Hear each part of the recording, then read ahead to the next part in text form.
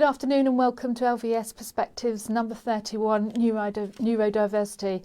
And this is a fascinating topic, something that I am hugely interested in and passionate about. And I'm really pleased today that we have some fabulous speakers for you and a panel to answer any of your questions. So as normal, please do send in your questions as they come along, and we will ask the panel your questions after we've had a presentation from our main speaker. I'm absolutely delighted to welcome Charlotte Valeur. Just the most inspirational lady, one of the most inspirational people I think I've ever met. And she's going to tell you all about her work with Neurodiversity, the Institute of Neurodiversity, and the work that she's doing. So I'm going to pass you straight over to Charlotte. Charlotte, thank you so much for coming today and welcome to LVS Perspectives. It's my pleasure. Thank you so much. Thank you for the very kind introduction. Now I have to live up to it. So I'm here today to talk about neurodiversity and some of my own experiences around being a neurodivergent person. So I'm autistic, diagnosed autistic, and I also have self-diagnosed ADD. And this is obviously something I've had all my life. And I want to just go through some of the things that that I have experienced through the various phases of my life and what difference it made to realize that I am neurodivergent and what I'm doing about it. So on the next slide, we just have a small sort of overview of neurodiversity. And I very much subscribe to the neurodiversity movement that talks about neurodiversity being a natural human variation, not something that we need to remove or reduce, but something to embrace as a natural part of what humans are, and that there is a good reason why we are here. And if we eliminate us, then maybe there are other things that won't happen, just like when we eliminate various species, bees, for example, it can have quite a significant impact. Then I'm going to talk about how it affects us all, my kind of experiences, and also the challenges I've met and that I might still meet, some of the positives, and then finally something about the Institute of Neurodiversity, which is the action I have taken to try to improve society in this regards. So the next slide, I have a quote from the UN. I was moderating the panel with the UN World Autism Awareness Day, and that we like to have called Autism Acceptance Day instead, but we're working on that. We clearly have the biggest organizations in the world behind improving conditions for neurodiverse individuals or neurodivergent individuals. So from my point of view, how does it affect the world as a whole? I see neurodiversity as something that we all are. So in a sense, you've got one kind of neurodiversity that we call neurotypicals, which is what we see as the majority of people. And then we have all the other kinds of neurodiversity. The way I see it is that if you have a whole cake with many layers in, and you take a vertical slice of that, that slice is the neurodivergent individuals. And some people say it can be all the way up to 40% of the world population. When we put everything together in terms of dyslexia, dyspraxia, ADHD, autism, Tourette's, all of the things together, it's a significant amount of the world population that has this different way of thinking. Many of us are pattern seekers and sort of systemizers, and that's the kind of thing that you need to develop languages, mathematics, music, for example. The people that look across many things and are very much all-rounders are rarely very deeply into one of the subjects, but actually, as you can imagine, to create a language, you have to be pretty deep in it. Or to create music that we're still listening to, like Mozart, for example, that is the world of the person creating these kind of amazing things for all of humanity.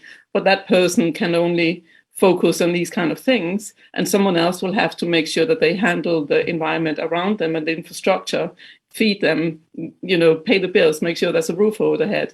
And in that situation where actually the appropriate support is being given, then those pattern seekers and systemizers can actually do just that very, very well. And that adds to all of us and our experience of the world. Professor Simon Baron-Cohen from Cambridge wrote a book that came out end of last year called Pattern Seekers that describes some of this. I don't agree with everything in the book on a personal level, but I agree with the principles that there are people that are seeking special interests, if you want. And there's a reason for humanity that we need those kind of people, basically, to develop new things or new ways of doing it. So people following the rules is quite important, but it's the people who do not follow the rules that change the way we do things. A couple of 100 years ago, we thought it was okay to burn people on the fire. We've moved on since then, right? We've also moved on to understanding that women have the same voice as men. But 100 years ago, it wasn't quite that way. In some places, it still isn't. So we evolve all the time. And you have to have people questioning the things we do and doing it differently to make those changes. People who follow the rules are not going to be change makers of the world generally. And therefore, the children that we have that are neurodiverse, and I'm the mother from myself, question everything from pretty much when we're born.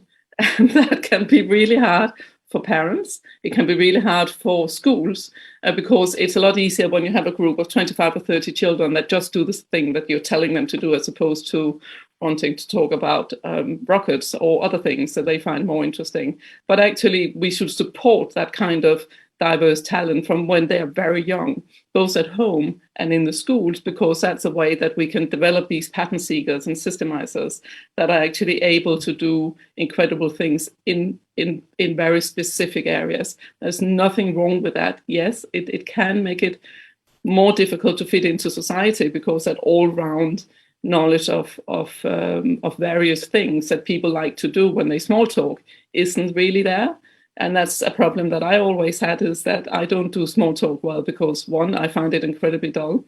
Two, I can't be spending my time knowing about what was on television last night or watching various series that people watch just to be able to have a conversation. Or the traffic. How long can you ever talk about the traffic, right? I mean, I can't. But within a few sort of seconds, probably my brain just goes away. It leaves the conversation and I go a bit blank. And it's very, very, very hard for me to actually keep that in place. So again, for evolution and for me, differences are opportunities, right? I don't know why we are so scared of differences. We're scared of people of different colors. We are scared of people of different sexual orientation. We have all these fears of differences, xenophobia. Why are we not looking a bit closer at why are people so scared? What is it? Are we afraid to grow? Are we afraid to understand things differently to what we did before?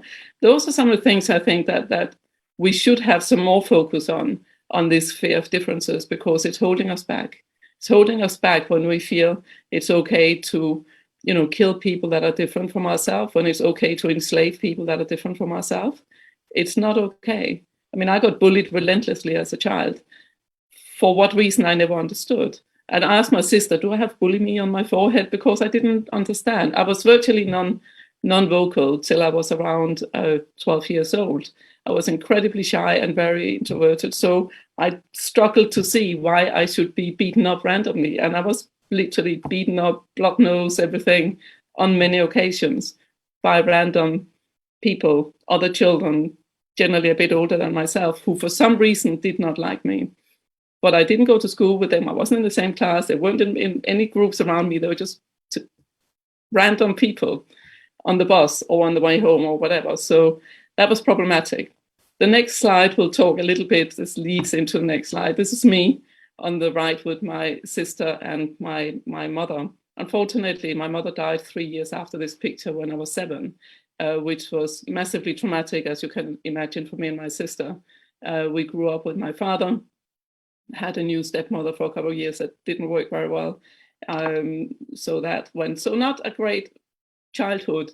And I became, in that environment, more and more introvert and stayed more and more inside my own world because it was safe in that world. Hence also why I didn't speak much, because that was the safer place to be. I enjoyed sitting on top of trees. I mean, climbing trees was a very big pastime that I did, but mainly because it removed me from the people on the ground and it gave me peace, and I was hidden in the tree. So I was very happy sitting on my own. I enjoyed having friends, but I wasn't desperate to have friends. I was very happy with my own things. I enjoyed writing number plates in a book, and I liked looking at the list of numbers in the book for hours and hours, many hours, 4 or 5 hours maybe. I was drawing. I would sit in tall grass, again hidden so nobody could see me, and just look at the air. The air has so many things in it that unless you look very closely, you don't see the things in the air. Air is not just air. It has all kinds of things floating around in it, but most people don't take the time to look at that. I took a lot of time looking at that as a child. So it was difficult, and I wasn't always understanding the world very well. I tend to find it more easier to speak to adult people because people my own age didn't really seem to understand what I was saying and how I was saying it. And I changed subjects very quickly, probably the ADD coming in. I get bored very fast, so I move on to another subject. When I came into my teenage years, I self-harmed at 15. I don't know why I did it. I've been thinking a lot about it. It was about 6 months. I was cutting myself in my face, and maybe it was to see if people would notice me. And actually, one of my school peers noticed, and she said, "I think it's weird that you have, stuff on your face." And I thought, yeah, that is a bit weird. So I stopped, but I didn't stop to think, why am I doing this? And still today, I'm not sure. I'm not sure why I was doing it. It was hurting on the inside, so it's easier to hurt on the outside, blah, blah, blah. All of these kind of things that we talk about. It happens to a lot. It happens to a lot of autistic girls, especially, and it's something to be aware of. There is a reason. It's not enough just to tie their hands on their back, right? You need to look deeper for the reason why one would treat oneself in that kind of way. So the teenage years were a bit tricky, but then boys came around, and that sort of, in a strange way, made it a little bit easier. I was marginally better looking than the majority of the girls in the class. So the boys wanted, because then everything became about, what do you look like? And that helped. And I found a friend who was also a very nice little girl that I'm still friends with today, and that had a big role in me getting diagnosed later. And so the teenage years were better. I found myself more, and then I started working at 18 in a bank. I didn't do well in schools. I just sort of slaved my way through. Schools convinced me that I was probably not very intelligent, which I then believed, and it took me decades to realize that actually I am. And you have to work on that quite hard. And I looked a lot at that because it seems that the professionals in this space don't understand our kind of intellect, which is a problem, because we do have intellect. How many, especially again autistic children, but also dyslexic, ADHD dyspraxic, have I spoken to by now and heard about who was told, you're not very bright, so we can't really, do anything. It's never the teacher's fault, right? It's always the child's fault or the parents' fault or something. The school system is not set up to be broad enough and embrace all of us. So I still have children of my friends of my children, saying, oh, well, yeah, I'm not very bright in this. And it's like, you are. They just don't understand your intellect. Like Temple Grandin in the US, her mother was told when she was 4 that she should be put in an institution for life, right? Because she was an imbecile. She had no mind that she could use. And what happened? She has a PhD, civil masters. She invented the new way of slaughtering cows that they use today. She's in her 70s, and has been the face of autism for many years, but people literally just wrote her off as a child completely. And it happens to many of us, too many of us, that we get stamped as having no intellect of any value, and we get kicked out of school for that. My son, who's autistic, is high above average intelligent. The school kept telling me that they couldn't teach him anything. He taught himself to read a 4.5. He read the FT. He didn't know all the words, but he could decode all of them and pronounce them perfectly. His vocabulary is immense, and the teachers had never read with him because they felt that he was too difficult to deal with. So he got put in a corner. I only just realized when, by mistake, we got another child that's reading book home with us, and that teacher read with that child every week. And for 4 months, she hadn't read a single time with my child. When she then did and realized he could read everything, she was like, oh my God, he's gifted. And I was like, yeah, I don't think so. So he was tested for giftedness, and he is, and that's a very spiky profile of intellect. But he was high above average intelligent and everything. We had that done when he was 5. And I had to show all the schools that, so that they wouldn't start stamping him as not intelligent. And so they were, yeah, he's very intelligent, but we can't teach him anything. And that's his fault. In the middle of his GCSEs, he got expelled for reasons that was out of his control. They didn't put him in a separate room, put him in with 65 children with no warning. I mean, they did everything wrong. I could have taken them to court, but I was actually quite busy keeping my son out of depression and making sure that he got along. After 4 years, he went to Cambridge College and did a A-level in art, and he came out with distinction and everything, and he's now in university. So we just have to persevere. The problem is, of course, as a parent, I'm a banker, right? I'm not an educational specialist. I listen to the specialist, or I did. I do a lot less now, sorry to say to the teachers, and I'm sure it's not for everybody. Some teachers are fantastic and really do see the talent in children. But my son was very unlucky. There wasn't a single one of those in his upbringing. And there wasn't a single one for me in my upbringing either, which is very sad. So if you as a parent are not holding on to your child very firmly and continuing to see the successes they can have and focus on the strengths as opposed to the weaknesses, your child could be lost in the system, and that's not right. So that puts a large burden on parents. And it is what it is. That's the responsibility we take when we get children. It's not for other people to handle them. We need to try to do as much as we can ourselves. Working life was fantastic for me. I loved it. As soon as I started in a bank, I was just in the right place. All the numbers, oh my God, fantastic, right? Everything about it. There was structures, there was rules, there was regulations. I love it. It worked very well for me, and I did very well. After a few years, I got headhunted to another bank. I got headhunted back to the first bank, and I could basically ask for what I wanted to do. I wanted to be a stock exchange trader, and I said to them, I want to be a stock exchange trader. I've got in touch with them. I thought it sounded interesting, and they were like, okay. So 3 months later, I was on the stock exchange, the floor with a book of 2,500 investments that needed to be priced up. And I did that for 25 years, and I was absolutely loving it. I moved to London. I was in dealing rooms in London, and we had a ball. Everything was great. I mean, it's the kind of place where you might find quite a lot of neurodiverse individuals that are hyper-focused on a few things, can work at very high level speed for 12 hours a day, no problem, and then go home, recharge, and come back and do the same the next day. It's very, very important for us that we do something we enjoy. When we don't do something we enjoy, we are very likely to get fired or not succeed. So why do that? We have to focus. It's even more important for us than for neurotypicals, because neurotypicals has a better way of fitting in and doing things they don't like to do, but they'll do it anyway, right? We can't, that's not how our brain works. We cannot do that. It's not because we don't want to, it's just that we have not got that skill, and that needs to be accepted and acknowledged. And then we need to look at the skills we do have and allow us to do that as far as we can. When I was 50, my friend I spoke on that I got when I was a teenager, Tina, who is in Denmark still, which is why I originate from. She said to me, "Do you think you're autistic, Charlotte?" And I was like, "No, I don't actually." "Why are you asking?" And she said, "Well, I'm just thinking you seem to sort of have partners that seem to be autistic." I was like, "Really?" So I'm sure my ex-husbands would like to hear that. But I said, I'm not so sure, but let me just do a self-test to see, because I just hadn't done that. It didn't occur to me. So I did, and it came out saying, "You score above the clinical threshold, you should get diagnosed." And I was like, "Oh, that's a bit weird. That's wrong. Let me do another one." So I did about 10 different ones, including one with my children, who taught me how to answer the questions from how they know me. Obviously, they know me very well, and it all came out the same.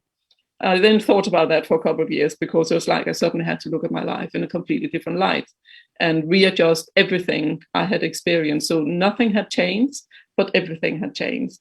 And that was quite significant for me, and I really had to consider that very deeply.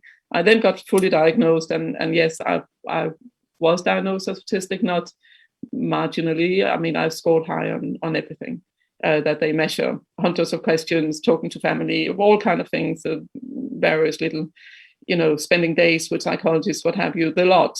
And then I had that verification, and I thought, so why did I want this verification? Well, I had started looking into so many things around being autistic, and I realized that the world doesn't think that old autistic people exist, right? I mean, I'm 57 now, I'm getting in the old space, right? So what happens to that? Well, there was one study I could find in the US with the closed institutions for elderly people. And they realized that 40% of those people were autistic. and all of them were either heavily medicated or on straitjackets. And I wasn't looking to end up like that. But obviously, as you get older, say if I get dementia, for example, my traits will come out a lot stronger, and my sensitivity. So I feel we have a sensitivity band that's this wide, and neurotypicals is probably this wide. And it's this wider sensitivity band in all areas that makes it easy for us to get overwhelmed with a lot of things. So I have like a smelling sense that seems to be different from other people. I didn't know that until I started talking about it publicly. I can smell when people are ill. I mean, but people smell very differently when they're ill to when they're well, right? But it was so obvious to me that I'm quite sure that everybody could do that. I didn't even ask, oh, can you smell when people are, because you don't ask, oh, can you see? Obviously, you have eyes. Generally, you can see, unless it's quite opposite, you can't see. So it's something that I realized. So I then remember that my dad always said, oh, you are smell allergic, he always said to me, because there's so many smells I couldn't stand having around me. I mean, like, I can't have bad smells in my house. It has to be nice and more like a spa, so I have all these smelling sticks and stuff everywhere. My daughter always said, oh, my friends always says the house smells so nice. So we do notice it. All of us notice the smells, right? But for me, it overwhelms me. I can't sit in it. I can't have it around me. So I can detect it before other people can detect it. And therefore, if we listened more to that, I could maybe go into a workplace and say, look, this just smells wrong. Can we just shift the smells? Everyone else would feel better too, because subconsciously they are smelling it and it's not helping them being productive. It's hindering them. So productivity increases when they use people with the extra senses like we have to be the guiding light, if you want, to say these things are bothering us, a bit like the canary in the cage in the coal mines, right? So if we turn things around a bit, there's all these strengths. Yes, it's also a weakness because it also makes me feel overwhelmed, but it is certainly a strength that could be used in businesses, in schools, everywhere. I mean, going into, God, a changing room that smells of sour socks, there's nothing wrong. I mean, that was like, everybody goes in, but we can do this. I was like, this is so horrible. I almost could not be in it, right? So yeah, those are some of the challenges. We move to the next slide. The challenges that I've talked about, I've gone sort of overlapped a bit on it. The things that has been very strong for me always is my values and right and wrong ethics. And it's something that most of us have. I meet so many neurodiverse people who hold on to things through ethics and values and rights and wrongs. And when things are wrongs, it's very hard to not tell on people or tell them that is wrong. So I got beaten up for that at school as well, because I remember one of the incidents where there was a roof that we were not allowed to climb on, and some boys were climbing because we could fall down and break our neck, right? Some boys were climbing on it, and I made the teacher aware that they were on the roof. So he took them down, and then they realized that I was the one who made him aware, and then they chased me around school to beat me. So I had to hide in the toilets until another teacher came and picked me out of the toilets because they didn't know where I was. So, of course, they still wanted to beat me. So I was at risk for a while, having said something that could potentially have saved their life. but it's just a telltale. It's like, don't be a telltale. So silence is also another way of lying, right? I mean, in my world, at least, it is when you don't say something, when you don't speak up, when you should speak up. And I'm very bad at not doing that. If I see someone, bully someone today, I struggle not saying something, and that will continuously bring me into trouble, right? But it has also made me a strong advocate for equality that I have been throughout my life, because I can't help it. I can't help talking about the things that are not equal and that are not right. And I know it's a pain in the neck, but I can't help it. This is what I've been given, and this is what I do. Challenges at work are various, right? Again, I can be inflexible with certain things. For example, we have a board meeting. Board meeting starts at 9. And then people want to spend 10 or 15 minutes talking about the weather, the traffic, or the television the day before. I can't do that. I'm here for a meeting. My brain is ready for a meeting. So I wasn't very flexible on that. I insisted when the meetings I was chairing, it's 9 and we start. Even if people hadn't arrived, then they had to arrive whilst we were doing the meeting and learn to be there on time. And it wasn't until after when I got diagnosed, I thought, okay, here I'm the one that is too inflexible, right? So the diagnosis can help you to actually understand yourself better, as opposed to everybody else are a problem because they don't come to at time, or if they do, they need time for small talk. I realized that if I didn't allow that, the people that were not like me struggled starting the meeting and got quite flustered, and actually the first 10-15 minutes were wasted anyway because their minds were not set into starting gear yet, as mine was. So therefore I had to just give that. So those are some of the small, and of course the hopeless honesty. That's something I struggle with. I mean, I had a reason why it's just stupid. I don't know what happens. It just blobs out of my mouth, right? And as a child, maybe it can seem sort of funny or nice, but as an adult, not so much, right? So I really have to think a lot about also. I used the excuse early on, oh, this is what they do in Denmark, and people go, okay. But actually it's not, right? It's what I do because that's how my brain works, right? So like I saw someone who had some really nice sandals on, but the toes were crunched up in it so badly. It was like they shouldn't be in those shoes. And of course I said that, and that was not good. Because everyone else around looked suddenly at this poor woman's toes and were sort of struggling not to laugh. And I then realized that I shouldn't have said that because I saw the look on people's faces. So challenges, yeah, and I can't get overwhelmed, and then I have to make sure I give myself the grace to go to remove myself from a situation. But this takes time. It takes years to learn, and it takes years for all of our children to learn. And we have to give them space to have experiences where they get overwhelmed, and then the tools to handle it. Right? We can't protect them or put them in cotton wool. That doesn't help, because in the end of the day, one day I'll be dead and my child will still be around. Right? So I've got to make sure that he can handle everything, and I think it's fair. I've got a fair way with that now. So the positives on the next slide is that by speaking out, you get into people actually listen to you. The higher up, sort of the slippery slope you get of career, the more people accept you for who you are, and maybe even think that it's amazing. And luckily, authenticity is now a big thing, which is great for us because that's all we can do, really. I was watching my sister, who's neurotypical, always change depending on who we were around. She was like different people, and I always wondered, what is that? Why is he a different person? Why is he like this? And I just can't do it. I can only be me. Me is me. It's what you see is what you get, and it doesn't change from who I was when I was 20 to who I am today.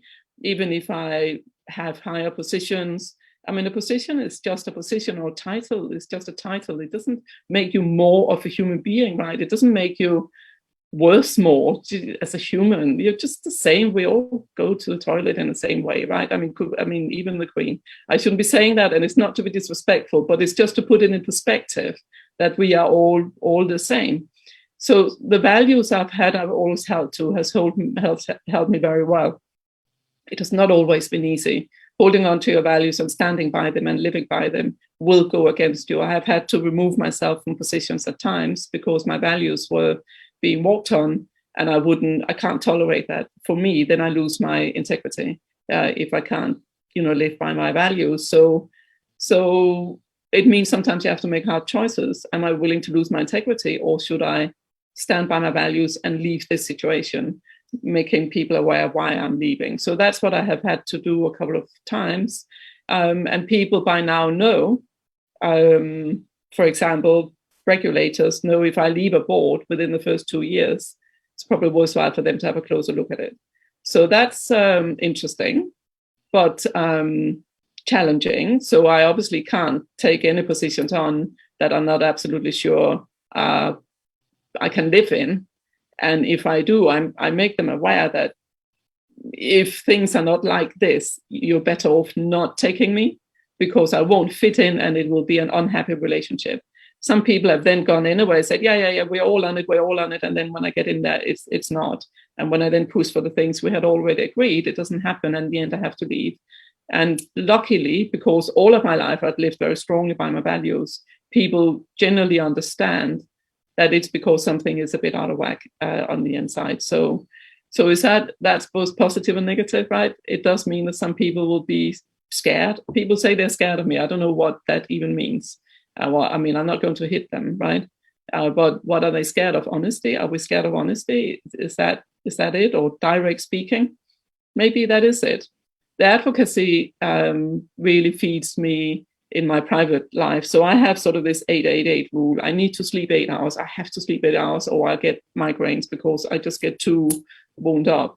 Then I have to work for 8 hours and play for 8 hours. I'm lucky in that a lot of my work is also my play, right?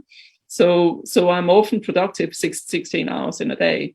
All my children has left home by now. They're all studying in the UK. So in this kind of situation, for sure. But it doesn't feel like work because I have things I do that is my play.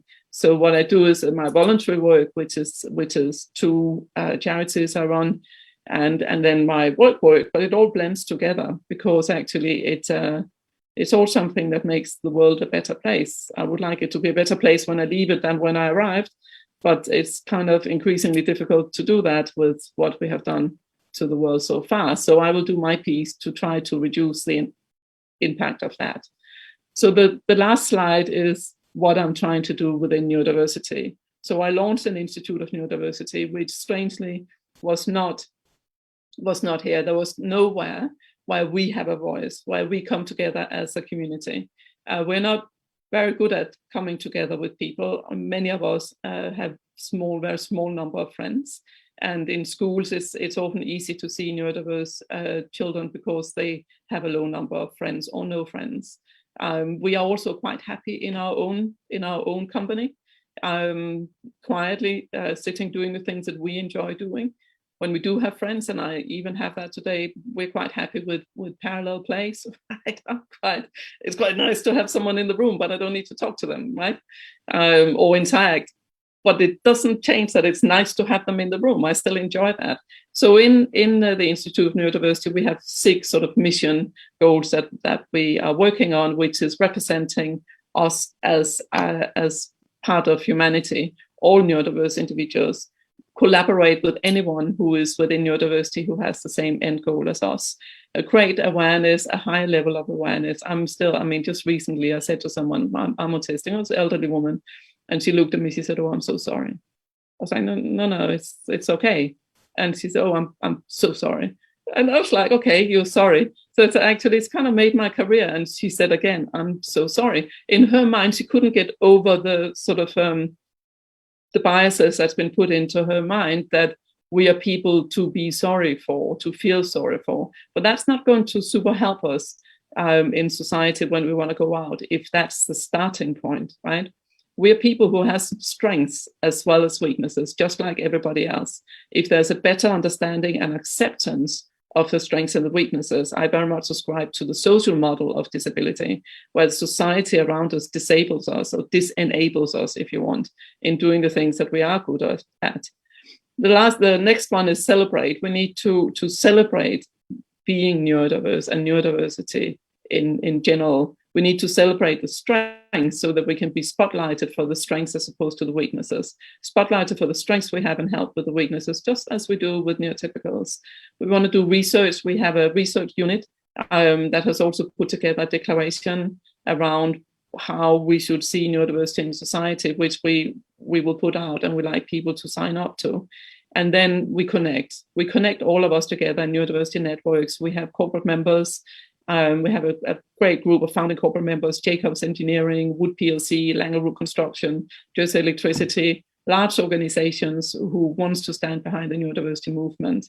And what you will see generally is that the organizations that are going to neurodiversity as one of the diversities on its own, not under disabilities, but on its own, are the ones that are more ahead of the game, not just in diversity, but in many other areas. So it's like a pointer again to the organizations that are ahead of the game. And again, of course, in the end of the day, as one of our slogans is that together we are stronger. We want to be able to prosper, right? I would like to see all neurodiverse individuals prosper on equal footing to all other people in the world. And that is the reason why the Institute of Neurodiversity exists, simply to make neurodiverse individuals prosper. Thank you. Thank you, Charlotte. That was wonderful. Thank you so much, because I know it's so difficult to talk about childhood, especially when you've had a bad time at school. And that's something that we often talk about, your childhood experiences in school. They're with you forever. And that's obviously driven your passion, with neurodiversity as well. And, I know people, and I think there's parents and probably pupils and staff out there who can recognise some of the characteristics you're talking about. And it's something we have to talk about. I often will say that I had to leave one of my schools after 2 years. And I think that's because I was misunderstood as a learner. And looking back now, it all pieces together, but at least now we're having those conversations, whereas back then, these things weren't recognised. In fact, one of our governors is online, and he's just said he's gaining a strong sense that neurodiversity is not a taboo, but a challenge and an opportunity to be placed on the table and managed. And that's why, having this conversation today and talking about it is just so important. So we've got some guests here, and I'm sure that more questions will come through. But I'll just ask our panel to introduce themselves. Can we start with Andrew Mercer? You can. Hi, Andrew Mercer. So I'm the parent of a neurodiverse son, Tom, and he's autistic. He's taught me so many things. I can relate, Charlotte, to a huge amount of what you said. But the thing I'd say is, in neurodiversity brings huge strengths, and not just to school but to business as well. And in my business career, I've worked for BP. BP prides itself on tackling some of the most complex challenges in the world, and was able at BP to kind of make the connection between the strengths that neurodiverse people have and solving those problems. And we did a huge amount of things. What I'd say in the field of work is, if you've got teams where everyone thinks the same, those teams have blind spots, and bringing neurodiversity in can actually really make some breakthroughs. And I'll talk about that perhaps a bit later.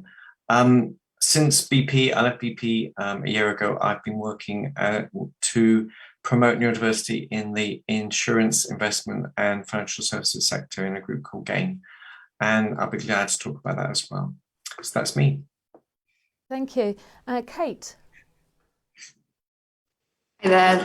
So I'm Kate Burnett. I work for the Data and Marketing Association, which is a trade association representing about 900 corporate members in the area of data-driven marketing. So large corporates like retailers and charities, right through to marketing agencies and individual consultancies.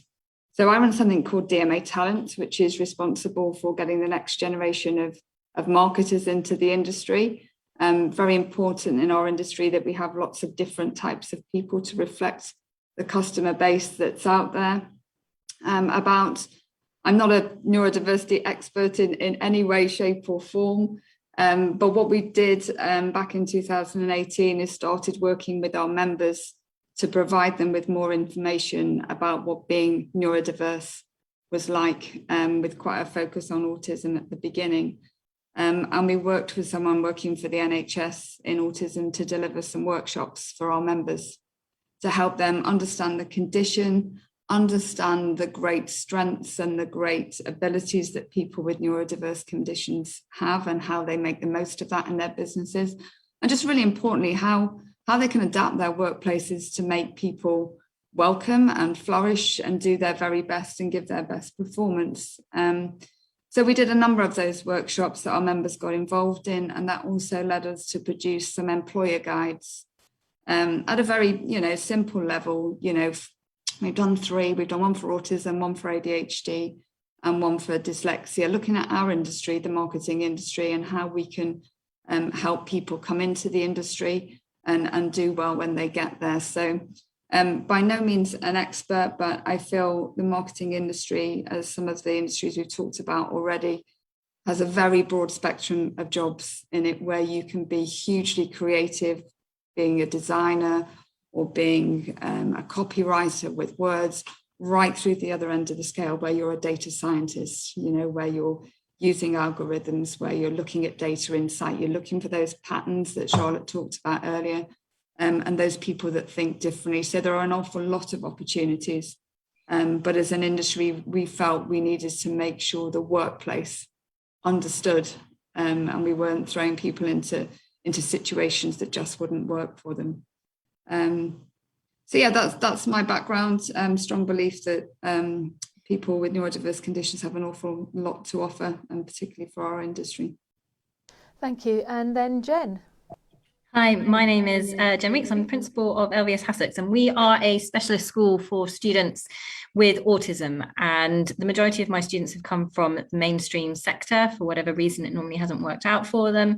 And we support them all the way through, including doing GCSEs and A-levels. We cover a large area. We cover over 5 local authorities, including West Sussex, East Sussex, Brighton, Surrey, and some of the London boroughs. And supporting our students to go back into the mainstream environment, which has its many challenges.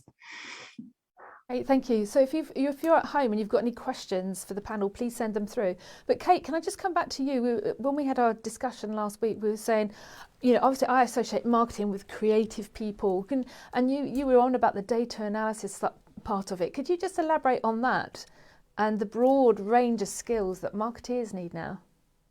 Yeah, I think it's fair to say that you can't be a successful marketer now without having some understanding of data and insight, and that can be, at very different levels to, in looking at the data that you have on your customers and how you can improve your services and your offering, looking at a campaign that you've run to see whether it's worked, who's responded, why they've responded, can you tweak certain things to make it better? Right up to the other end of using predictive analytics to see what may be the best course of action for you to take with your marketing campaign. So, we have roles in data science, data analysis, campaign analytics. We also have a lot of work to do around compliance as well, which is, we've got lots of legislation, particularly the General Data Protection Regulation, where we need to make sure people are marketing and being responsible with other people's data. So there's quite a broad, all those other jobs around being a designer or being a project manager or a campaign manager, those jobs all exist. But there is great growth, I think, in this area of data. But again, one thing I learned when we were doing this sort of workshops around autism was that if you've met one person with autism, you've met one person with autism. You can't make any sweeping generalization that everybody's fantastic with numbers. We find people with ADHD are hugely creative in their output, in their thinking, and that's massively value in many different ways for marketers as well. So we developed quite a nice little tool called What Type of Marketer Are You?, which allows people, particularly it's targeted at young people, to answer a series of quite light-hearted scenario-based questions that then gave you sort of 6 personality traits for you to zone in on to find out what sort of job might be best for you. And I think that sort of exercise can help people when they're making decisions. Great, thank you. Andrew, could you tell us a little bit more about GAIN, please? Oh, sure. So, GAIN's probably got two missions. And essentially we're trying to create a win-win. So, and we believe that, just as Kate was saying, neurodiverse skills and capabilities are really important for insurance, investment, and financial services. Kate talked about, and Charlotte have talked about many of the skills that many people can bring, and we believe, and there's evidence to say that neurodiverse people can be really successful. I was on a conference call last night with Stanford University talking about neurodiverse programs. Wells Fargo Bank talked about their neurodiverse hiring program. They bring people in and find that they can, this is in software, they can become in 6 months as good as a neurotypical person could be in 6 years. And there's many examples of and data points from different companies that say neurodiverse people make great hires. There's also evidence that says the let's say accommodations that companies make to help neurodiverse people be successful, most of them cost hardly anything or are free. sending out an agenda before a meeting, helping having some quiet space to where people can take time out. I think the average cost of accommodation for a company is $250. So we believe that it's a real win for the industry, and we think that by encouraging companies to expand their neurodiverse hiring, helping people that they have who are neurodiverse already be successful, we can help more neurodiverse people have more meaningful careers, and be a win for individuals as well as for the company. So that's what we're trying to do with GAIN. We've got we're relatively new, but we've certainly got some very encouraging support from the industry so far, and stay tuned. We hope to do some really good things. That's brilliant, thank you. Jen, in school, do you find that companies reach out to you? Are there particular careers advice that you have for your children? How does that work at HASSOX?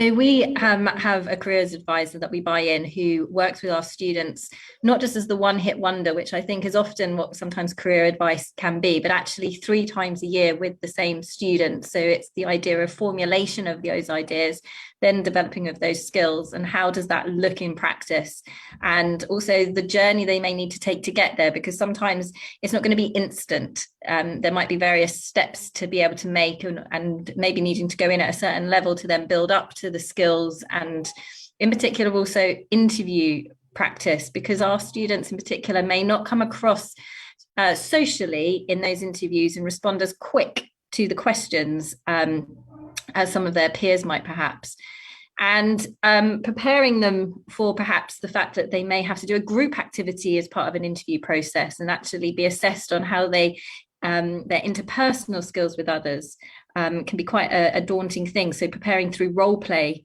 and preparing as much in advance for particular roles. Lots of our students are very much interested in sort of computer, maths, the analyst sort of roles, not so much interested in sales. We have a huge amount of students who are really interested in art and the creative side of things, and like actually working to a very specific brief where they can sort of tick off that they've done certain things. The open-endedness sometimes to tasks can be overwhelming for some of our students, and perhaps being given too many choices, that fear of, well, which is the right one? What is it that you want? Because they're not picking up on the social cues perhaps as easily. So our careers advice is quite a continual process and starts from year 7 all the way through, and happens as a minimum 3 times a year as an individual interview for each of those students. Thank you. And Charlotte, you mentioned Simon Baron-Cohen's book, The Pattern Seekers. I read that after we had a discussion. I found it absolutely fascinating. And there's a test also in that book also. If I really recommend parents read the book. It's amazing. It's a good read. There's also a test in the back there as well. Charlotte, how's the progress going with your Institute of Neurodiversity? Are you making good progress? It's so we only just launched the 15th of October. So we are taking it easy and not pushing it out too hard, because we want to make sure that we can handle a large number. But we have quite a big ambition of having 1 million members by the end of 2025. So we've got to get going, but we need to make sure the website where people sign up and how we hold people's data is completely secure. And the finances are handled in as automated a way as we possibly can. Having chaired the Institute of Directors with 30,000 members, I thought, gosh, if we're going to bring this out to a lot more, then we have to really make sure we've got automation, because doing a lot of manual processes in the background just doesn't work.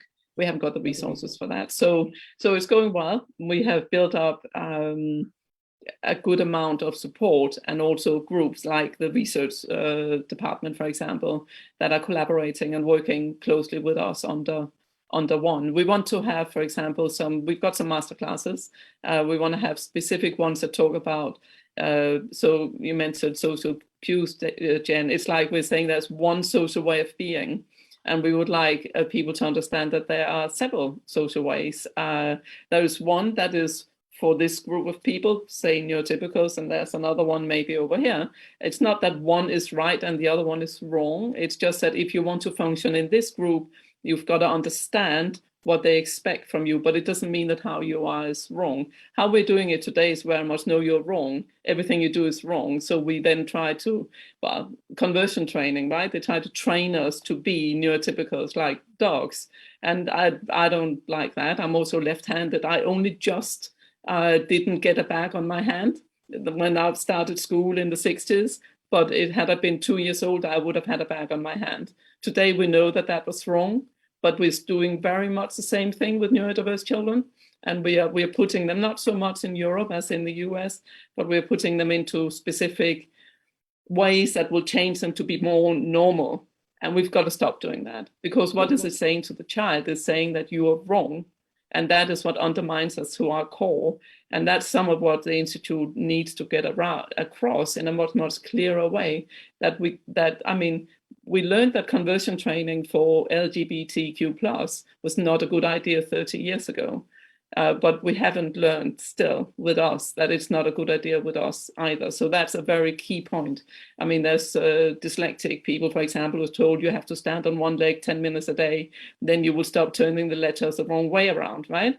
And then you'll learn to read. Dyslexia is way more than reading, right? Reading is just one part of it, but behind the reading symptom or whatever you want to call it, there's a whole bigger world of thinking differently that is not well understood, not even by the charities helping dyslexic individuals, not well understood at all, that it's the whole wiring that's different, not just the reading wiring, right? And it's those kind of things that we want to push in on a lot harder. And also the understanding that we are this vertical slice of society. We are everywhere. We are social workers, we are bakers, we are directors, we are CEOs, we are fire people, we are everything, right? We are not all in technology. I mean, I'm really bad at technology. Had I been put into technology, I would have fallen over, right? So it's like asking a fish to climb a tree, right? We've just got to get the right things from people for the skills that they have. And we are everywhere. And that's also not well understood. So that's a bit of work to do. We are slowly bringing things together so that we can do that work and also get input from our members on the kind of work that they would like to see. We will have a neurodiversity journal published by Sage Publishing. And we will bring subjects there that is also supported by our community in the kind of research, because we have no say in the research they do today. We're not even asked what is relevant to check and to look into. It's just being done around us whilst they observe us. And that kind of has to stop too, right? Okay, the question here, last week it was in the news, there were many women, especially over the age of 50, just being diagnosed with ADHD and being neurodiverse as well. Why do you think that is? Well, the thing is that now we're going into gender equality, right? All the diagnostics are set up against men, because when they created them, they didn't really care so much about the women. We were there to make children and that's it. Cook maybe as well. So it wasn't so, about 75 years ago, a lot of these diagnostics started, and they weren't changed very rapidly. Only really within the last sort of 5 to 10 years have we started realizing that women are neurodiverse as well, probably in equal numbers to men, but we're overlooked because we present differently to the list of traits they have put up now. So I was overlooked because I was so quiet. I was just sitting in a corner, and many neurodiverse girls are very quiet, right? So we do the opposite of the boys, who tend to be fairly disruptive in school, in just in their own little ways, disruptive from what is expected of them to fit into this box over here, but they are over in this one. So therefore they get spotlighted for being difficult, where the girls, all of my school years, it just said I was unconcentrated. Every single grade paper I got, I was unconcentrated because it was so dull, right? Wow. I was just like, I read Winston Churchill's biography when I was 12, but nobody knew, right? I did it because I found it interesting. But, they talked about Second World War, but they didn't go into any of the more interesting things that I found interesting. Had they done that, I would have known a lot. But as it came across, I knew nothing. So again, we need to be understanding that there are as many women as there's men, and we have got to change the diagnostics to reflect that. And we haven't done that yet, not enough. I tell you, it's so refreshing listening to you. It really is. It's really lovely, really refreshing. Jenny, you've seen more girls come through in Hassocks and Oxford. More girls than boys? What do you think? We are slowly seeing more girls being diagnosed and also beginning to be diagnosed much younger in terms of primary schools. However, I would still say, going back to what Charlotte has said, there is a late diagnosis even for our girls in terms of, because they have masked their behaviour far better within schools. They haven't had some of the same displays, and I agree totally about the diagnostics. And also the girls sometimes can be categorised into mental health first, rather than recognising actually they're displaying perhaps autistic traits and things. It's just pushed more first into a mental health, and then you're getting into a whole dilemma about CAMS and diagnoses and timeframes and resources. So then that delays the process for them, or in some cases it doesn't happen until we've really hit a crisis point, because parents are and parent power is really key as well in terms of knocking on the doors to get the professionals to see their children and see them in the correct way, and have access to educational psychologists, or go and get the diagnosis that the GP needs to refer them on to, rather than just sort of being sat in a waiting list for several years for CAMS in the first place. And there's a whole issue, I think, there about the services, and people are talking about is autism, the increases being more. I think I don't think we're getting necessarily more autistic people. I think we're getting better at the diagnosis, and autism can be tracked back really down to sort of the medieval ages in the 14th century, and I think that sort of masking and the old-fashioned system of education probably worked really well for many autistic people, where they were not having to participate in group work and have to do a lot of the social behaviours that now we have in schools, and a lot of rote learning, low levels of displays. You sit at your desk, you knew the predictability of what was going to happen. And many of our students have struggled in mainstream schools with the inflexibility and the lack of predictability, and this idea of chaos in the corridors, where it's just so overwhelming. There's so much to take on board, and how do they behave? And then they get themselves in trouble, and being seen as challenging behaviour. Whereas going back to this idea, are we expecting autistic people to fit in with us rather than us accept them? Yeah, I think that if I can just add, I'm so sorry, to just very quickly, with the whole diagnosis of children, there is something we have got to do as we get more children diagnosed, and that is sort out social services and their understanding. Because when you grow up, maybe still most as a woman, but also as a man, in some places they take your children away from you if you have an autism diagnosis.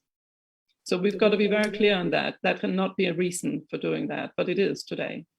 And it comes across together with mental illnesses, and girls often get diagnosed as schizophrenic or what other things along the lines that can be slightly similar when it's not bipolar, for example. Bipolar, yeah, that's right. And actually, we are not that difficult to detect, because you can just see, do we have friends? There's very easy ways of just detecting without having to go through a lot of things. There is a reason why children don't have friends, and it's often because they are slightly different. So just be careful with being diagnosed, and I mean, the dangers it imposes, because I know how social services still think. One of our committee members, she's a social worker, and she had to take them to court for discrimination, and the judge basically agreed that when she masked, she was a danger to children. And the judge didn't know what neurodiversity was. So we have a lot to do in the criminal justice system too. And this is the things that are not so nice to talk about, but these are the risks for us, because we're different, that we have got to bring in and bring to the table. And that's where the declaration comes in, if we can get people to sign up to making sure that those things are dealt with. It's so incredibly sad, and so much work to do, obviously. Kate, just going over to you, do you think generally companies are reaching out and embracing neurodiversity? You might not be able to answer that, but if you can, what do you think? I think there is a lot more awareness. I think there's a lot more recognition of the skills that people and qualities that people can bring to the workplace. There's a lot more conferences, there's a lot more training, there's a lot more happening, I would say. How quickly is it changing? I think it will change more slowly. Once people sort of do their talking, and sadly, sometimes it does come down to processes and policies around these things that people need to change. But I think the most important thing I've learned from this in the last couple of years is how important it is to treat people as individuals and look at their individual needs in the workplace. And I think actually some of those bigger things coming across in terms of, what people need to do to work well if they're a parent or a carer or have a disability, if all of these things are taken into account through the recruitment processes as well, in terms of, what is the best possible side you're going to see of somebody. Often it is to give them the questions in advance, to ask them if they need somebody to come with them to an interview. We're dreadful about putting the same old stuff on job interviews. Must be a great communicator, must be able to work in teams. It's not necessary for an awful lot of jobs. So I think there are some just very basic things that we could all do better that would benefit everyone, that would then start to benefit more neurodiverse people in the workplace. So to answer your question, I think there's a lot of noise at the moment, particularly in the industry that I work in. I think there's more recognition, which is all a good thing. But again, as Charlotte said, neurodiverse people are everywhere, and for us, we're excited about it. But, we just want to say, the industry's open and it's a good opportunity for you to come on board. And there are other industries doing that as well. And I think that's a good thing. If I might add just on the other industries. So, the way I hold it personally is, 10 years ago, 15 years ago, we were talking about gender equality, and then we talked about racial equality and all the different equalities. And I think neurodiversity's time is coming, may come in some sectors. I think tech are probably the leading sector. So companies like SAP and IBM and Google, Microsoft have got quite established neurodiverse, I'll say, hiring programs. So they specifically look at their recruitment processes. They target neurodiverse skill sets. They look at their processes and policies and offices and so forth. Banks are also quite advanced. JP Morgan have trained 8,000 of their frontline managers in their company. Sounds a lot. They've got about 300,000 employees.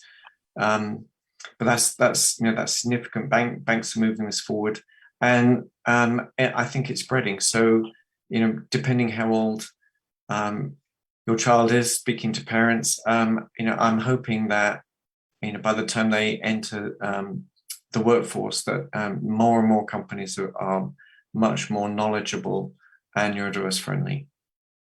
Great, thank you. And there's a couple of comments and questions from parents in the chat here about LVS and what we're doing. Now, LVS being an all-ability school, we have a broad range of learning needs in our community, and we've always been a very tolerant community. So we just get on and do it. And I think there was a quote from one of our inspections that actually says we do not see learning needs as a barrier to success.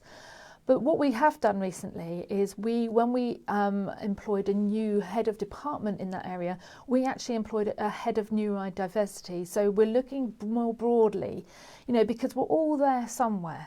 And I think there's a great work to be done. And I think as a tolerant community, it's the next stage now. We are all different. We all work differently. We all see the world in a slightly different way. I do believe we all learn so differently, and it can go horribly wrong in schools. And I think that's why we have such a wonderful community here. I'm just flipping down the comments here. So we are going to be looking at skills and how we train our staff, and also opening up to our children about acceptance and understanding that children are different. Because as I say, we do have a broad spectrum of different people here, which is great. Makes our community really diverse. And just to finish off, Charlotte, how can we in education help you? What would you like to see from us? What I would love to see from education is a collaboration with the Institute, where we can agree some targets and some goals that we would all like to reach. And then we can together push for that towards government, not just in the UK, but in all the other countries we're launched in. We're currently up in 4 countries: Ireland, UK, Australia and Switzerland, and 5 Germany actually, and we're speaking to Canada and France as well. So we want to learn from one country and bring it over to another. So what we hear from other countries, we will bring into the UK as well.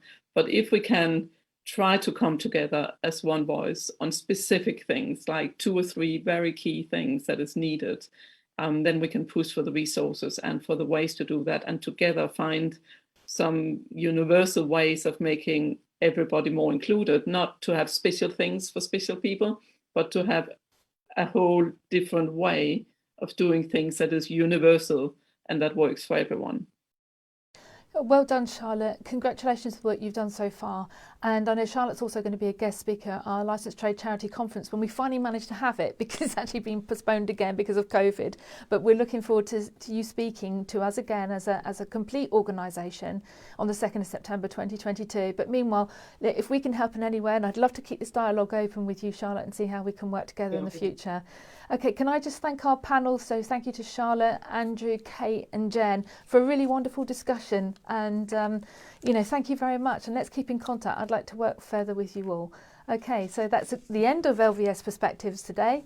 See you next week. Thank you. Bye-bye.